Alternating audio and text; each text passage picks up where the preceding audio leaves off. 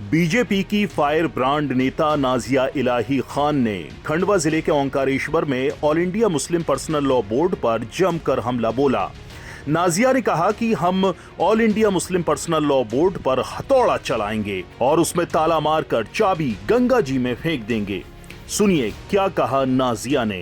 भगवान से मैं प्रार्थना करूंगी कि जिस तरीके से वक्फ बोर्ड का चिट्ठा खुला है और सारे चोर की दाढ़ी के तिनके हमने गिने हैं, उसी तरीके से बहुत जल्द all India Muslim personal law board पर हम हथौड़ा चलाएंगे, हम ताला मारेंगे, क्योंकि भारत देश, इस भारत भूमि और इस भीमराव अंबेडकर जी के संवैधानिक देश को किसी भी मुसलमान के पर्सनल लॉ की यहाँ पर बिल्कुल भी जरूरत नहीं है। ओंकारेश्वर मंदिर में माथा टेक करके, परिक्रमा करके एक दूसरा मन्नत मांगने आई हूँ कि बहुत जल्द हमारे भारत की भूमि से, भारत देश से all India Muslim personal law board का खात्मा हो और उसके दरवाजे पर ताला मैं लगाऊं और चाबी गंगा नदी में फेंक दूं।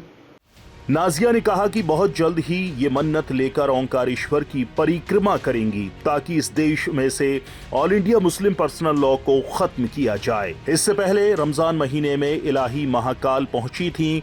नाजिया इलाही ने वक्फ बोर्ड संशोधन बिल को लेकर वहां मन्नत भी मांगी थी।